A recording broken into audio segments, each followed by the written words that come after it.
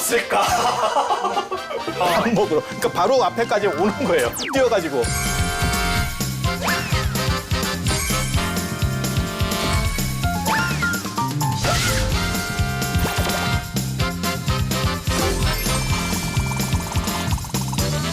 이런 좋은 프로그램 만드는 BTN 불교 TV는 정말 대단한 공헌을 하고 있는 거겠네요.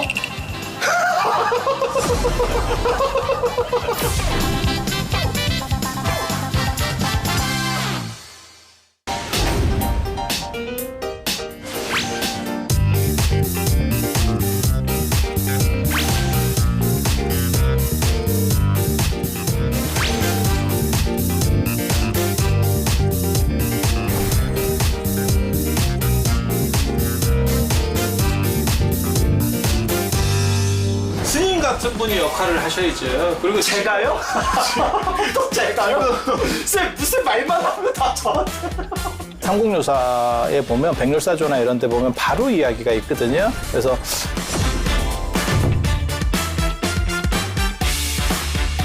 큰 곳을 다시 좀 다스려서 균형을 맞춘다. 그게 비보사찰의 핵심이지 않습니까?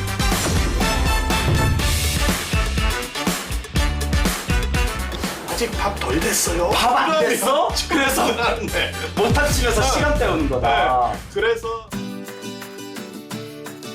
선생님 안녕하십니까. 우리 저번 시간에 만나 뵙고 또 오랜만에 뵌 것 같아요, 스님.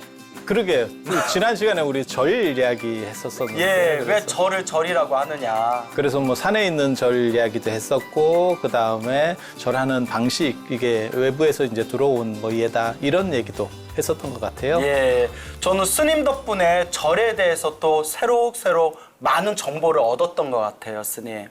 근데 그게 좀 반응이 괜찮았었나요? 오, 뜨겁습니다. 스님 막 뜨거움이 느껴지지 않습니까? 그건 여름이라서. 제가 열체질이라서. 예. 그래서 솔직히 하고 싶은 이야기들이 굉장히 많았는데 저는 1시간이 이렇게 짧은 줄 몰랐어요, 스님. 왜 그러냐면 우리가 40분 녹화를 해서 그래요. 예, 스님. 그래서 저희들이 이제 내렸던 결론이 절을 많이 해서 절이라고 한다. 이런 대화도 나눴고 또 간절해야 된다. 간절함을 또 뜻한다라는 얘기도 했고 또 스님의 좋은 말씀 듣고 제가 머리에 번쩍 떠오른 영감이 절을 나를 찾아라. 자기 자신을 찾아라 해서 절이라고 한다. 또 이런 이야기도 제가 이렇게 드렸던 것 같습니다, 스님. 오늘은 무슨 주제를 가지고 오셨어요? 오늘의 주제는 이제 왜 마집밥에는 흰밥만 올라가는지가 이제 오늘의 주제입니다.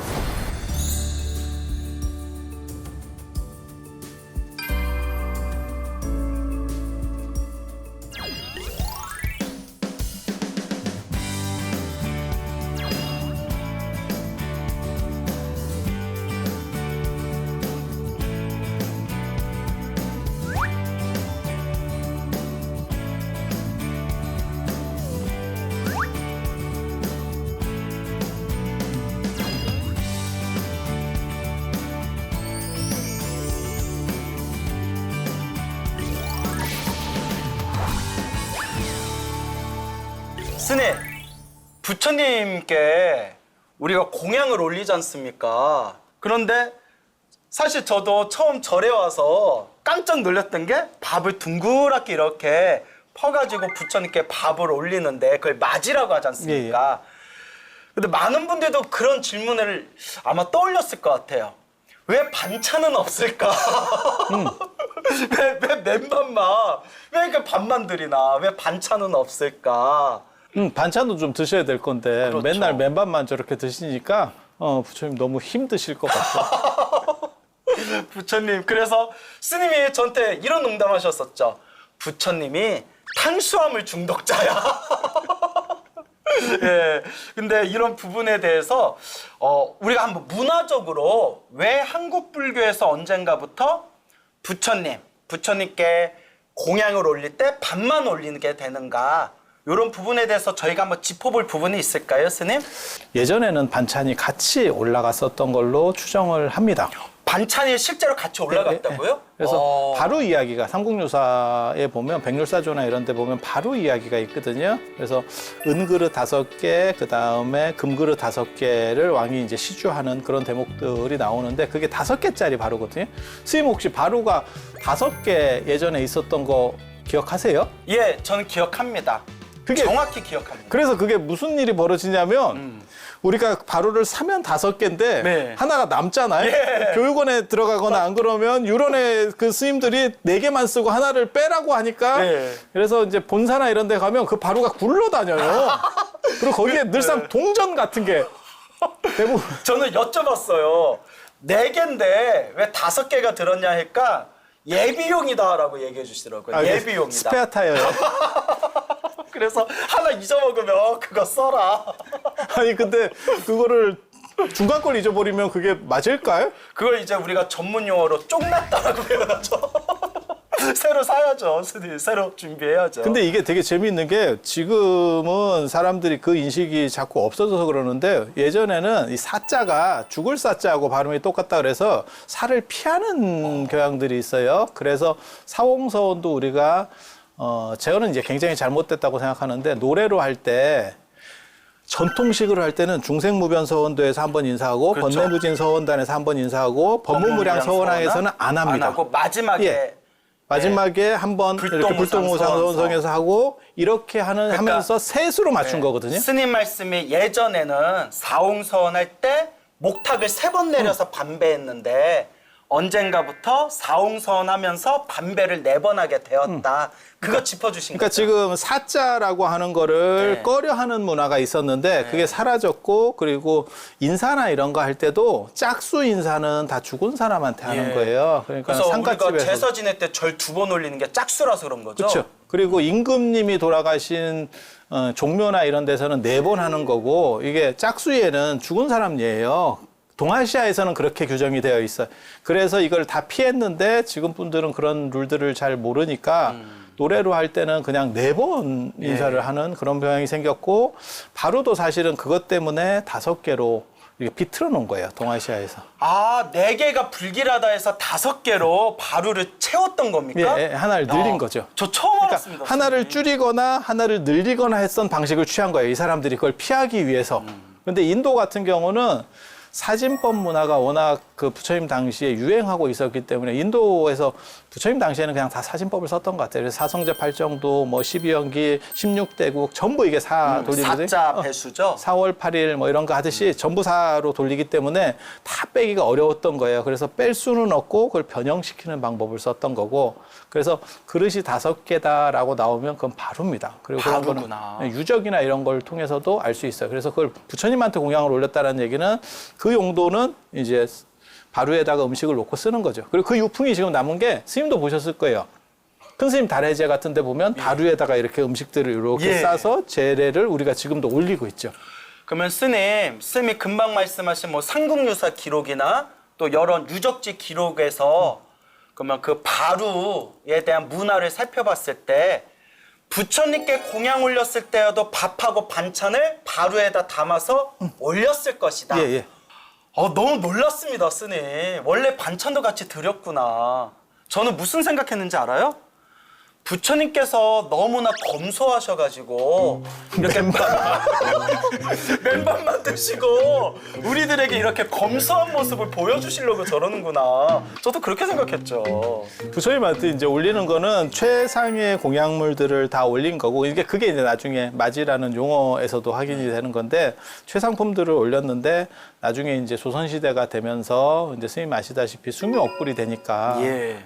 경제력으로 많이 떨어지게 되는 거예요. 그때 이제 없어진 것 중에 하나가 차가 없어지는 거죠. 원래 우리가 차를 올렸던 게 이제 그냥 깨끗한 물을 올리게 그래서 되잖아요. 지금 우리 그거 예불 보면 되게 가게, 웃기는 게 그죠? 가금 청정수, 더 웃겨. 편히 감로다. 변이 끝까지 감로다가 안 될까요, 저? 변이 감로다가 더 웃겨요. 예, 그냥 예. 차를 올리면 되는데 내가 지금 물을 올리는데 예. 차처럼 받아주세요. 이 뜻이거든요. 차로 감로차로 변하지이다. 입으로 다 해. 이게. 그러면 스님 말씀이 원래 차를 올렸고 고급진 차를 올렸고 밥과 반찬도 함께 올렸었던 문화가 분명히 있었는데 그게 조선시대 들어오면서 그게 숭유억불, 불교가 탄압받게 되고 불교의 경제력이 약해지면서 이 모든 게 축소화되고 맞습니다. 검소화된 것이다 라는 관점이시네요. 그리고 차도 일부 지역에서는 계속 올렸던 것 같아요. 그래서 차를 올리는 개송도 있죠. 스님도 그 신중단 예불 같은 거 예. 보시면 금장갑로다. 예. 이렇게 해서 아예 차를 지금 올린다라고 하는 대목이 나오거든요. 예. 그래서 차가 이제 쇠퇴가 되는 거고, 그리고 이제 반찬 같은 경우도 절 자체에서 반찬을 거의 잘 못 먹었을 겁니다. 이야. 그러다 보니까 그러니까 밥 먹기도 힘들었다. 거친 거 이런 것만 먹는 상황에서 그걸 올리기도 좀 그렇고 이러니까 그냥 깨끗하게. 그리고 조선시대가 되면 재래에서 색깔 든 것들을 약간 안 좋게 보는 문화들이 있어요. 그래서 백설기 같은 게 사실은 순수한 백설기, 건포도나 하얀 이런 거. 거 아무것도 안 들은 예. 진짜 순수한 백설기. 그러니까 하얀 거. 예, 예. 그게 재래용 떡입니다. 백설기가. 조선의 재래용 떡은 백설기. 전 정말 백설기 맛 없더라고요. 귀신 되면 맛있을 거예요. 귀신 돼서 못 먹으면 야 그거 괜찮은데. 백설기 너무 백설기는 아직도 입에 잘 안 가더라고요. 사실은 그게 지금은 맛없는 게 스님 말씀대로 맞고요. 네. 근데 먹을 게 없을 때는 그것도 옛날에는 굉장한 그것도 고급 귀했던 거죠. 식품인 거예요. 그렇죠. 그래서 떡국이라든지 그다음에 백설기 같이 흰색 중심으로 하는 문화가 있고 뭐 팥이라든지 이런 걸 끓여서 그런 거는 이제 무속적인 문화예요. 팥색 같은 거를 쓰는 뭐 것들은. 이렇게 색깔이 알록달록한 거. 색깔이 들어가는 거는. 그래서 그 층위가 약간 문화적 층위가 다릅니다. 그래서 숭유억불이 되니까 반찬도 그냥 산에서 나는 요즘으로 말하면 진짜 어떻게 보면 사찰 음식, 진짜 사찰 음식이죠. 근데 그런 게 너무 거친 음식이니까 부처님한테 올리기도 좀 그랬던 것도 있고 색깔을 빼야 되는 부분도 있고 이러다 보니까 마짓밥만 올라가는. 스님, 지금 마짓밥이라고 표현하셨지 않습니까? 우리가 부처님께 사시 때마다, 사시 불공 때마다 밥을 올리는 것을 마지라고 부르지 않습니까? 근데 절에 오래 다닌 분들도 마지가 정확히 무슨 뜻인지를 몰라요. 마지가 무슨 뜻입니까, 스님? 마지가 이제 조금 여러 가지 생각해 볼 점들은 있는데 기본적인 관점에서 딱 보면 그게 이제 만질 마자에다가 밥 지을 지자일 걸로 추정을 합니다. 그래서 손을 만져서 지은 밥. 예. 만질마, 그거 밥 지을지. 예. 그래서 이제 예전 같은 경우에는 이제 이게 탈곡하고 그다음에 방아로 이렇게 절구로 찢고 이런 과정에서 뉘도 들어가고 그다음에 이제 더 큰 문제는 돌. 돌. 그다음에 나락을 건조하는 과정에서 이게 쌀아기가 깨집니다. 그렇죠. 티 같은 거. 예. 이게 쌀이 그러니까 온전하지 못하고 중간에 깨져 있는 쌀들이 많이 바스라진 거 생겨요. 있죠. 예, 예. 그죠. 지금은 사라졌는데 뭐가 있었냐면 저희 어렸을 때 드라마 이런 거 보면 되게 유치한 거예요. 그게 며느리를 새로 봤는데 예. 이제 시아버지 밥할 때 돌이 들어가서 이제 뭐 돌을 씻고 우리 며느라기가 예. 밥상이 날아갈까봐 돌을 넣는가 봐요. 이런 유치한 멘트들을 그 당시에 많이 했었어요. 예. 근데 스님 때는 잘 모르겠는데 저희 어렸을 때만 해도 아니 내가 90년대생이긴 하지만 그냥 스님께서요? 스님 2000년대 아니에요? 스님 사람들이 들으면 욕해요. 아니 난 넘어가죠. 예전 걸 내가 전에 들었어. 예, 전에 들었어요. 네, 그래서 그때만 하더라도 그 돌 같은 게 쌀에 많아서 저을 때 조리로다가 이걸 골라내죠. 착착착 하는 예, 거. 예, 예. 그런데도 불구하고 이게 익숙하지 않은 사람은 돌이 들어가는 그런 문제가 생기고 예. 임금이나 쉽게 말해서 양반도 고위층 같은 경우는요, 그 돌 씹으면 진짜 절단 납니다. 그래서 그걸 하나하나 다 만져서 골라내요. 이런 100%입니다. 정말 노동이네요, 노동. 그때는 뭐 할 일이 없으니까. 왜 할 일이 없어요? 그래서 부처님한테 올리는 것도 그러니까 부처님에 대한 예법을 이렇게 보면 대부분 다 왕과 이꼬릅니다. 성인 군주론이라고 하는 동아시아의 어떤 특징, 성인과 군주는 같은 레벨이에요 라고 하는 것 때문에 나타나는 거거든요. 그래서 부처님을 마짓밥을 전부 만져서 예. 골라내서 제일 좋은 쌀로 지었다. 선생님, 제가 본 책에는 물론 학설이 여러 학설이 있지 않습니까? 맞이할 때 맞자가 갈맞자. 그건 또 그래서 정성들이다라는 뜻이고 지자가 맛 좋을 지자, 맛지자라는 뜻도 있잖아요. 그래서 정성 들여서 맛 좋은 음식을 올린다 해서 맞이라고 불린다. 또 제가 본 책엔 그렇게 나오더라고요. 비슷한 의미일 예, 거예요. 예. 지금 그래서 근데 최상을 지금 하겠다라고 하는 장면. 제가 얘기한 거나 스님께서 말씀해 주신 거에 공통점이 일단 정성이 들어가야 되고, 그렇죠. 왕에게 올릴 때 돌이 들어가면 안 되듯이 큰일 나듯이 우리 위대하신 부처님께 공양 올릴 때도 그 정성스럽게 돌 하나 티 하나 다 빼서 가장 좋은 걸 올린다. 바로 거기에 맞이의 정신이 있는 거겠네요.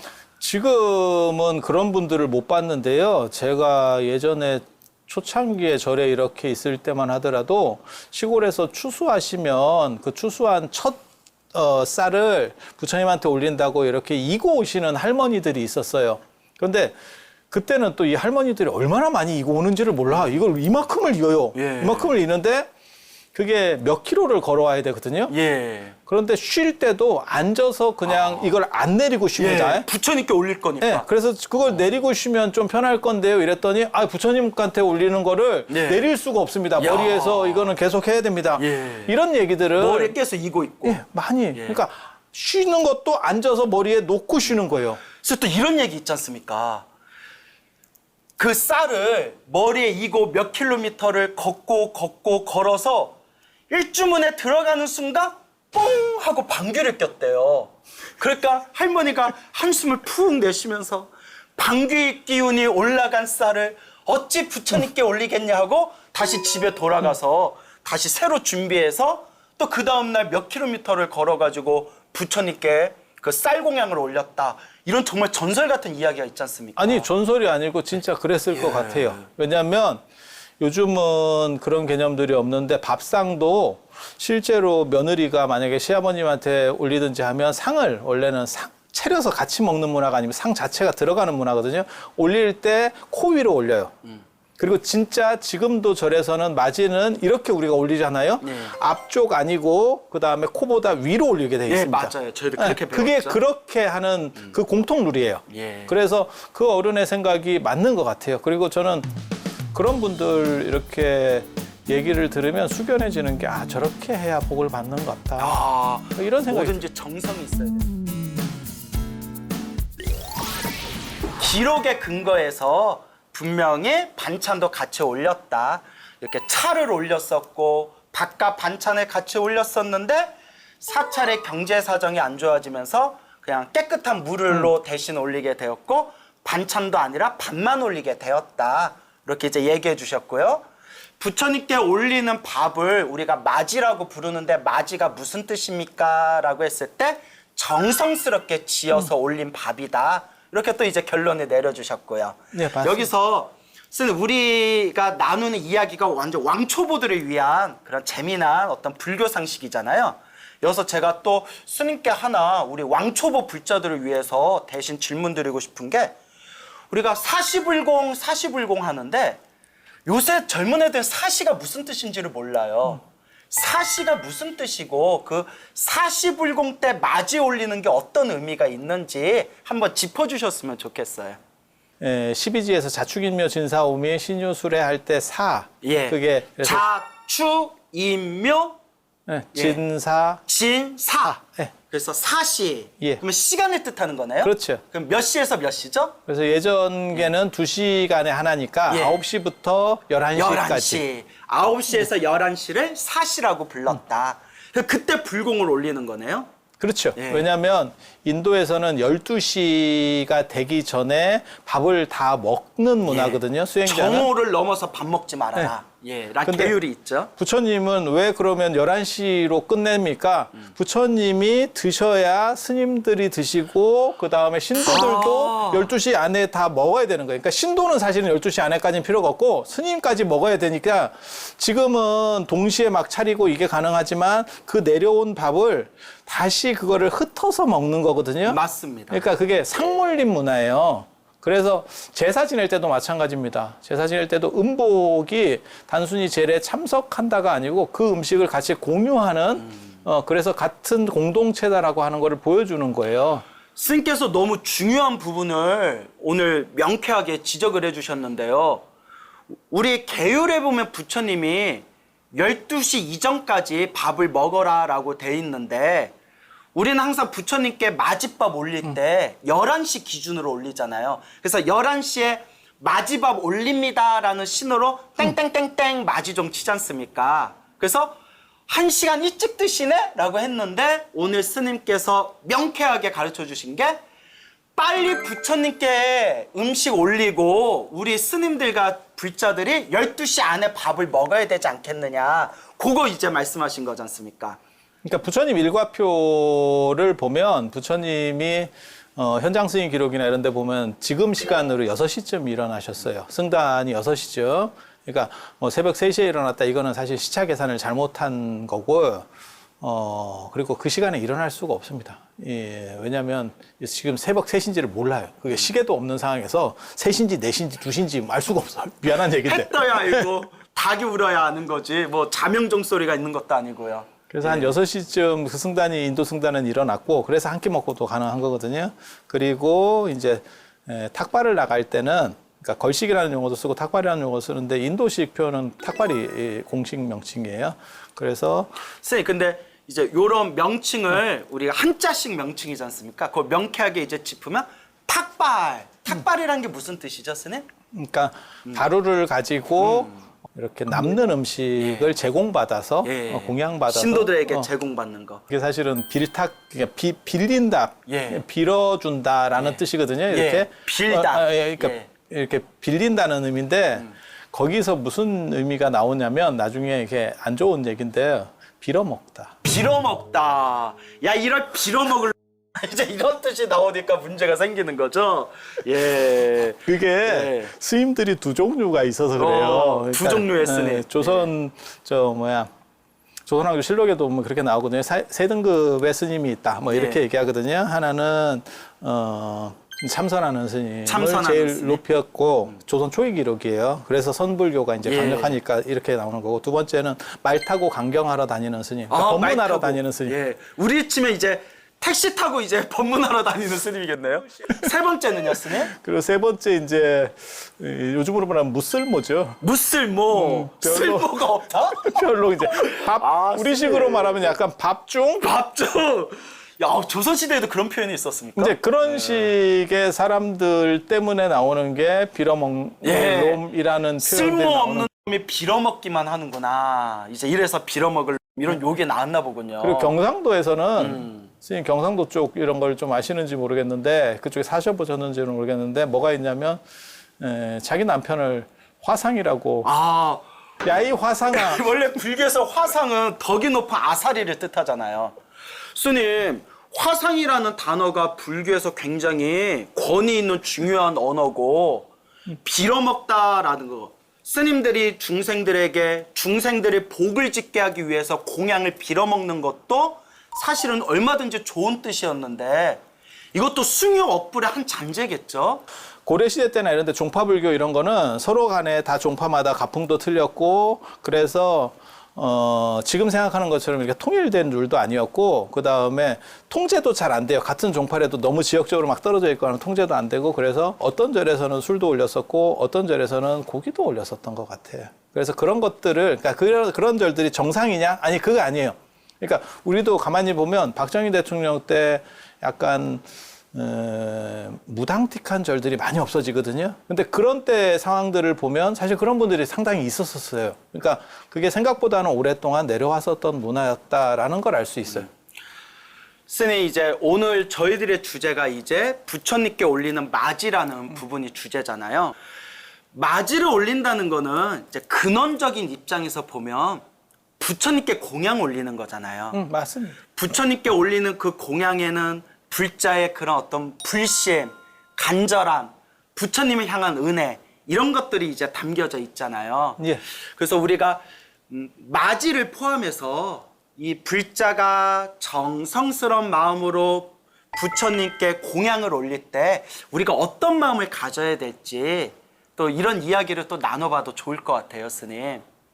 그러니까는 이제 불교에서 인도 불교에서부터 그건 나타나는 현상인데요.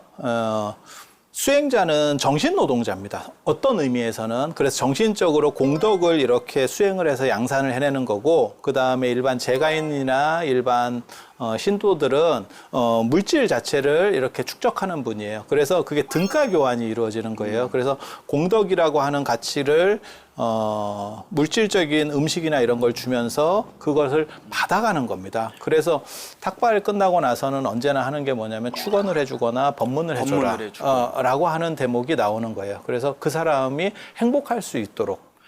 그래서 스님 실제로 부처님 경전에 보면 출가자는 재가자들에게 법을 공양하고 재가자들은 출가자들에게 이제 물질적인 의식주를 공양한다, 이런 구절이 나오더라고요.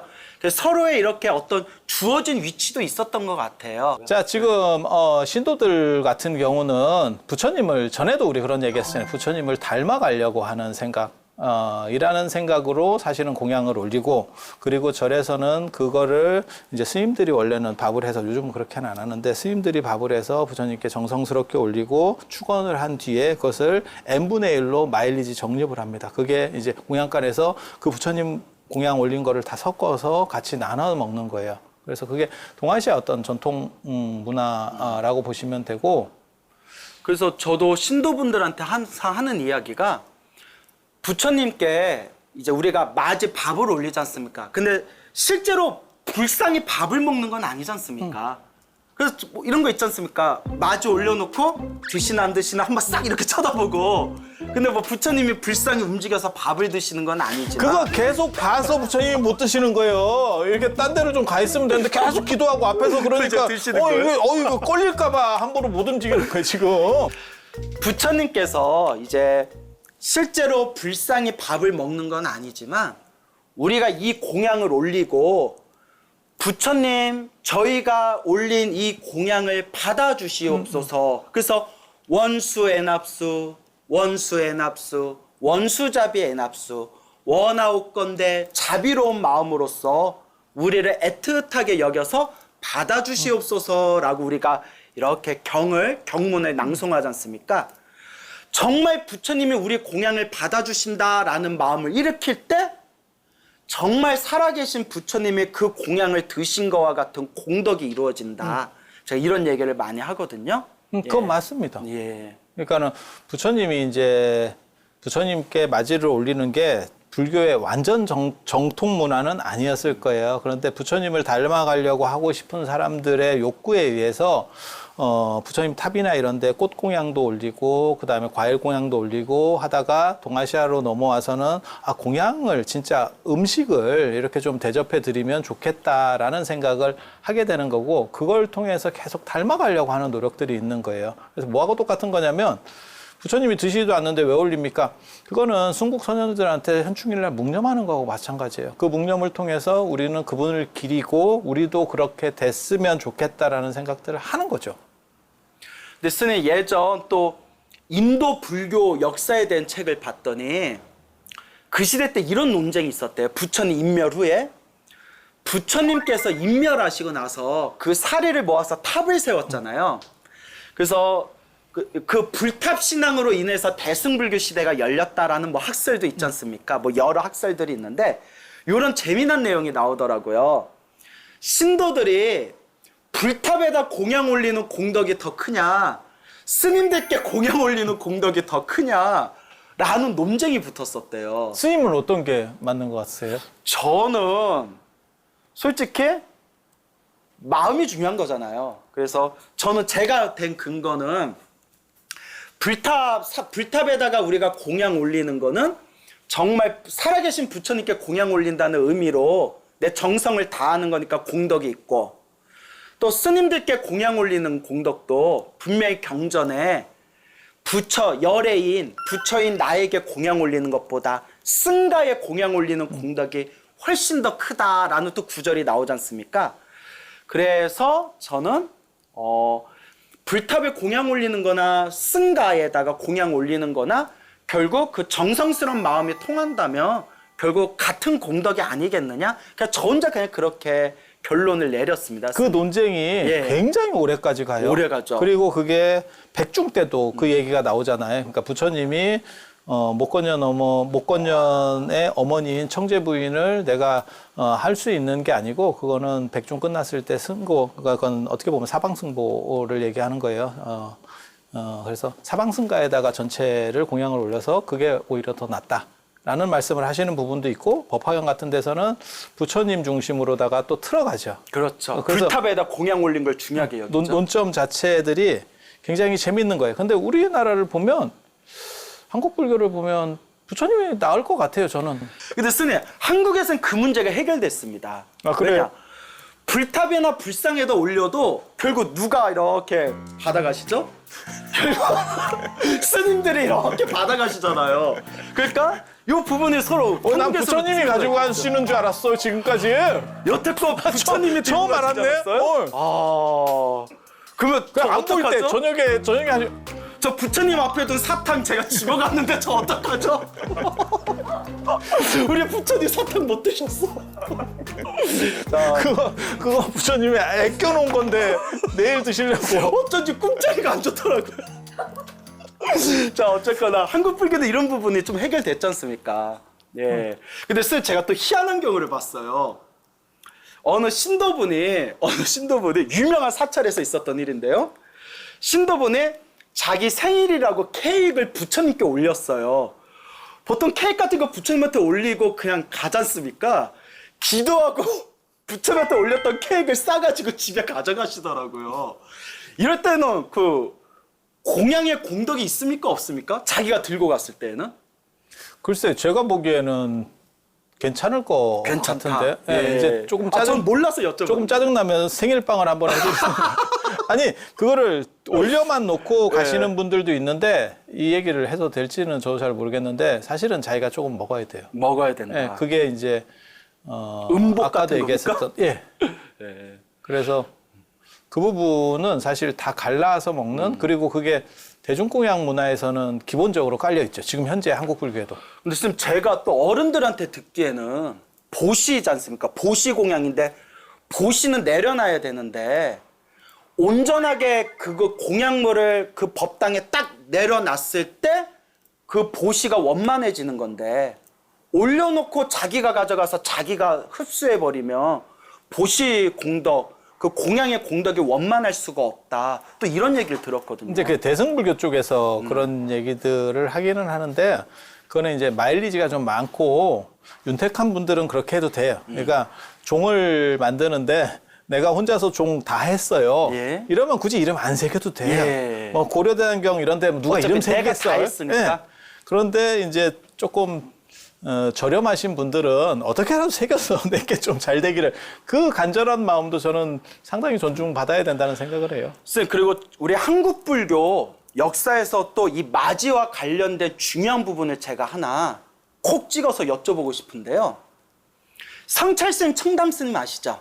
뭐 당연히 아시겠는데 성찰스님, 청담스님이 주장하셨던 게 뭐였냐면, 스님께서 저보다 더 해박하시겠지만 부처님은 하루에 한 끼 드셨는데 뭔 절에 제가 있을 때마다 오전 저녁 할 것 없이 부처님께 자꾸 밥을 올리냐, 그런 경우 있지 않습니까, 스님? 우리 제진회 때마다 부처님한테 맞이 올리고 제진회지 않습니까? 그러니까 부처님께 맞이 밥을 올린 건 사시 하나로만 딱 끝내야 된다라고 주장하시고 실제로 그것을 실천을 하셨다고 합니다.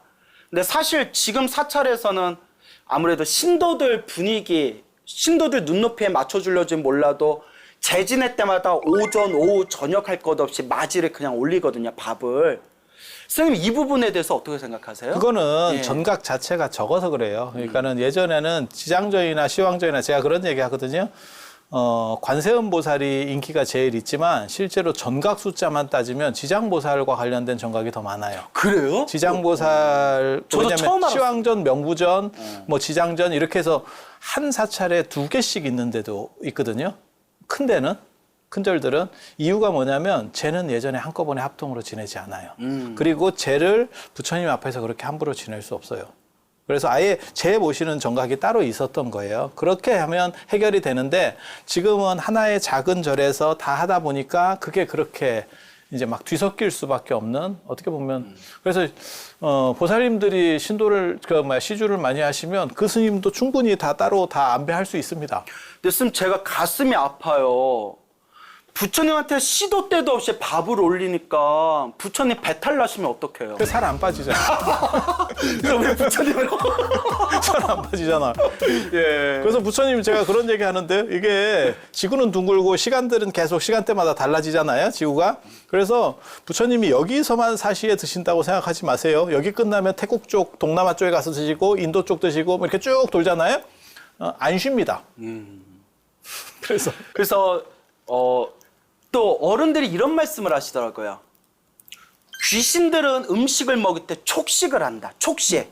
몸으로 그 에너지를 막 빨아먹고 신령들은 흠양, 향식을 한다. 향으로 빨아먹고 부처님, 불보살님은 견식을 하신다.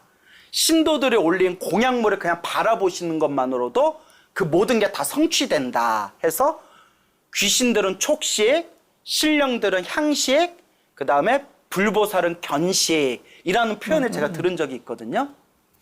부처님 꼭 뭐 불보살님께서 드신다기보다도 그것은 올리는 사람의 정성인 거고 그걸 통해서 어떻게 보면 가피를 내려주시려고 인연을 만드는 거죠. 그러니까 우리가 부처님께 올리는 맞이라는 것은 정말 뭐 불보살님이 드신다 안 드신다를 떠나서 부처님을 향한 정성으로 올리는 우리 불자들의 마음. 그 마음에서 바로 공덕이 싹트고 가피를 받게 된다. 이렇게 정리하면 되겠네요.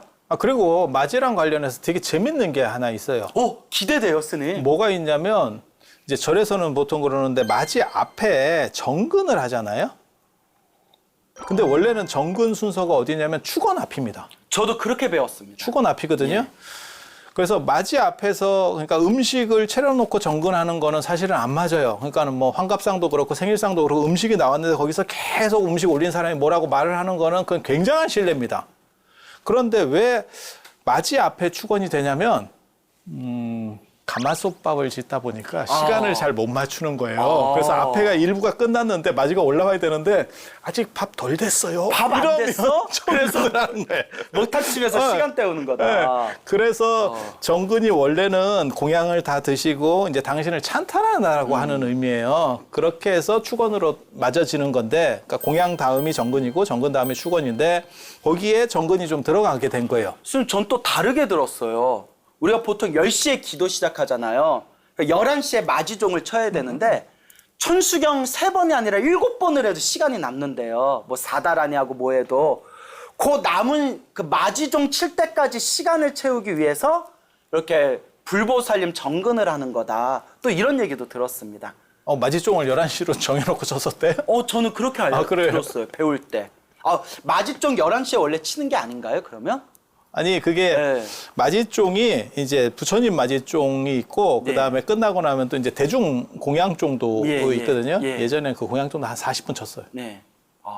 40분을 왜 치는지 아세요? 그것도 밥 되나 안 되나 밥 흐트러뜨리려고요? 절에 예. 산들이 있잖아요. 예. 그 산들을 그건 제가 예전에 어렸을 때 노스님들한테 다 이렇게 채록한 얘기인데 산에 일반인들이 와가지고 나무 같은 걸 쫙 베간대요. 그래서 그거를 스님들이 이제 출가한 지 얼마 안 된 스님들 그 다음에 절에는 스님들이 많으니까 소임이 뭐냐면 그 상가. 산 꼭대기에 올라가가지고 그거를 상가. 지키는 거예요. 예. 그런데 그거를 밑에서 종을 때리면 40분이면 내려온대. 아. 밥 먹으러. 그러니까 바로 앞에까지 오는 거예요. 뛰어가지고. 그래서 한 40분 쳐. 40분 종 치는 스님도 팔 엄청 아프겠어요. 종성이 있습니다. 그것도. 그것도 소임이 연구를 있는 하면서, 거네요. 예, 연구를 하면서 예. 있습니다. 예. 굉장히 재밌어요. 그때 치는 거는 종이 아니고 정확하게는 반자예요. 그래서 밥반자를 써서 그 동그랗게 이렇게 생긴 거 있잖아요. 쇠북이라고, 금고라고도 하고 반자라고도 하는 약간 평면식으로 된 거. 그거 쳤었어요.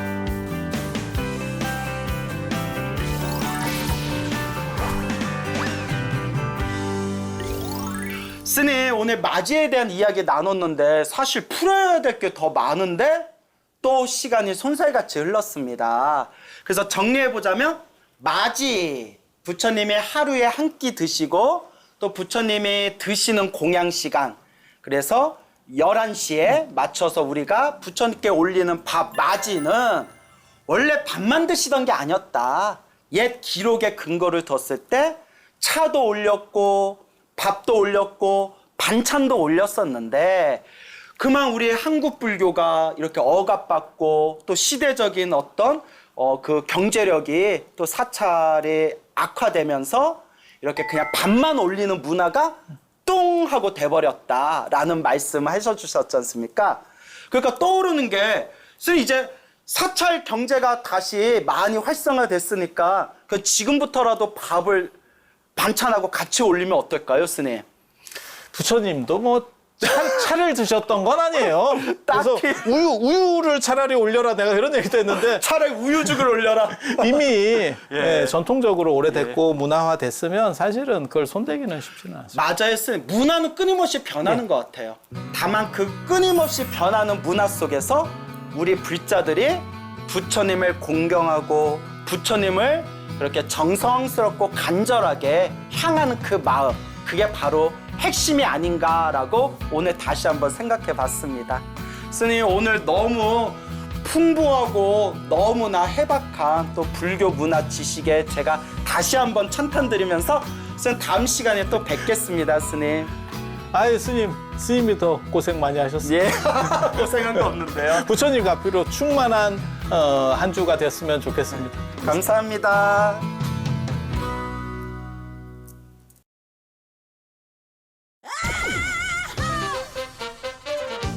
왜 반찬은 없을까?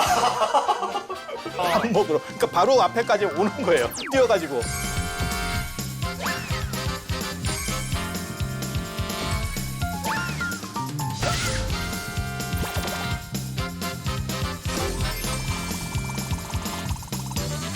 이런 좋은 프로그램 만드는 BTN 불교 TV는 정말 대단한 공헌을 하고 있는 거겠네요.